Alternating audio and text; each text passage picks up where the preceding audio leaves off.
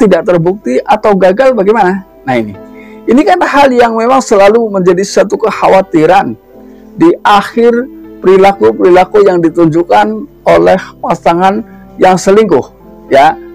Jadi kalau ini semua ternyata gagal bagaimana? Selamat menyaksikan dan dukung terus channel Kang Kumis. Semoga bermanfaat. Assalamualaikum warahmatullahi wabarakatuh. Kembali lagi bersama saya Kang Kumis. Pada kesempatan kali ini Kang Kumis ingin menjelaskan mengenai beberapa hal yang mungkin perlu dilakukan atau tindakan apa saja sih ketika mungkin di dalam hati kita bertanya-tanya, haruskah istri selingkuh ini diberi kesempatan?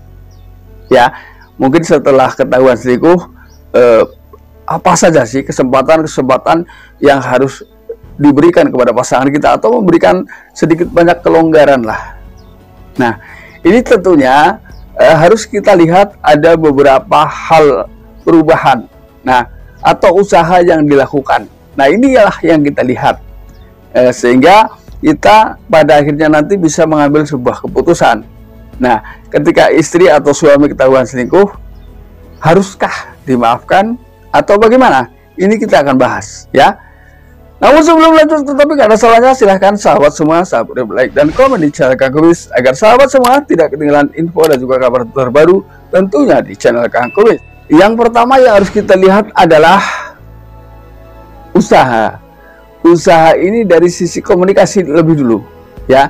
Apakah selama ini dalam komunikasi ini dia terlihat lebih terbuka, lebih baik dengan pasangan? Artinya ketika memang komunikasi yang mungkin awalnya judes, jutek atau diem terhadap pasangan, namun akhir-akhir ini setelah ketahuan selingkuh dia terlihat lebih nada bicaranya ini lebih santun, lebih seakan-akan lebih bisa mengerti gitu ya.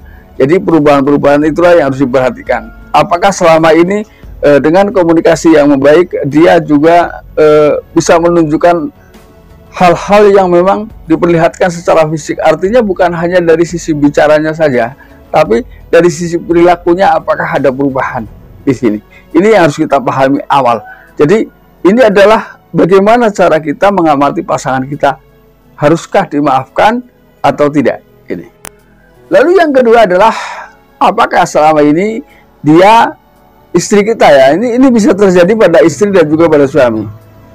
Apakah si dia ini lebih bisa menghargai kita, ya, yang mungkin kita tadinya diremehkan, dilecehkan, didiemin, dicuekin. Apakah selama ia justru setelah ketahuan berselingkuh bisa memberikan atau menghargai pasangan, ya, baik si istri menghargai suami maupun si suami menghargai istri.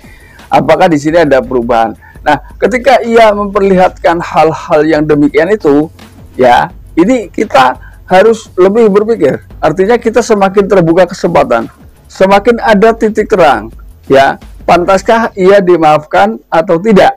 Ini kembali penilaian kepada Anda, ya. Lalu yang ketiga, biasanya ketika seseorang sudah merasa bersalah, ya, ini biasanya ia membuat sebuah komitmen dengan sendirinya. Lalu apakah ia melakukan itu? Ya, apakah ia membuat komitmen bahwa dia berjanji dengan sendirinya tanpa kita sumpah atau tanpa kita adanya tekanan dari kita? Artinya apapun komitmen yang ia ucapkan, yang ia bentuk, yang ia lakukan ini atas dasar kesadaran dirinya. Ya, dia betul-betul ingin mengubah dalam segala hal. Artinya menutup rapat, ya, masa kelam yang lalu atau yang kemarin-kemarin bahkan, dan dia siap membuka lembaran baru yang lebih bersih untuk ke depan, ya. Ini dia betul-betul bisa siap, ya, menunjukkan ingin membina keharmonisan rumah tangga jauh lebih baik lagi, ya. Ini apakah ia bersedia atau dengan sendirinya ia sudah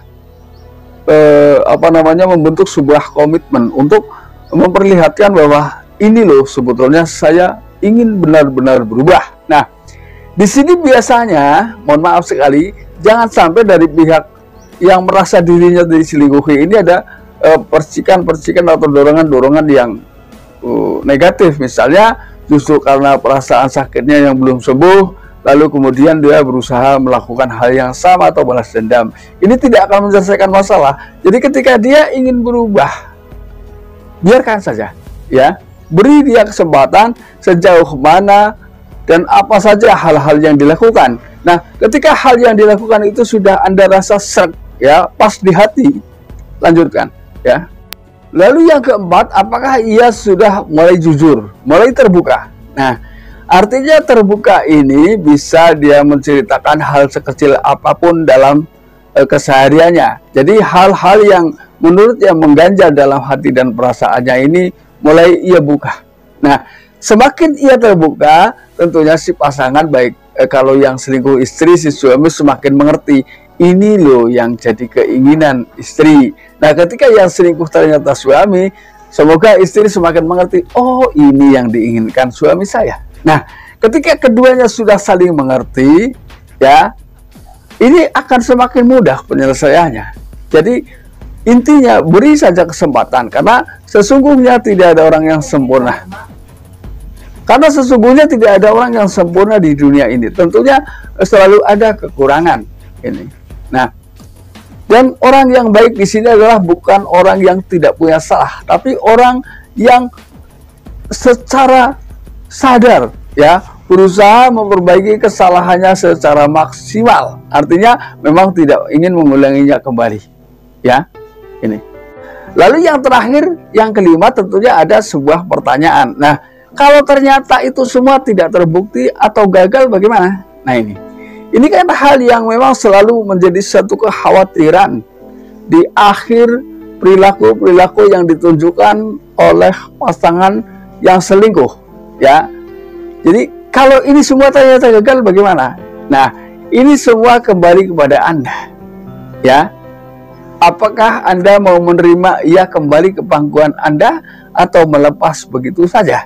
Nah, ini kembali kepada Anda. Jadi di sini ketika memang apa yang sudah diucapkan, apa yang sudah ia lakukan, tapi ternyata perilaku di luar sana ia masih biasa-biasa saja, berarti selama ini ia membohongi Anda. Karena tentunya Anda akan selalu mendapat informasi dari teman-teman baik Anda. Ia biasanya lebih paham tentang perilaku pasangan di luar, ya. Dari sekian banyak sahabat Anda, tentunya ada sahabat yang memang betul-betul merasa prihatin dengan kondisi rumah tangganya. Ini biasanya akan memberikan laporan terupdate.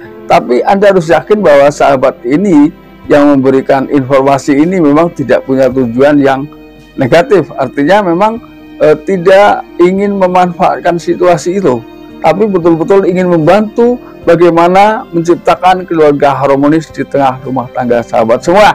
Nah sahabat, mudah-mudahan apa yang kami sampaikan bisa bermanfaat. Dan akhir kata, salam harmonis bersama Kang Kumis. Wabillahi taufiq wal hidayah. Assalamualaikum warahmatullahi wabarakatuh.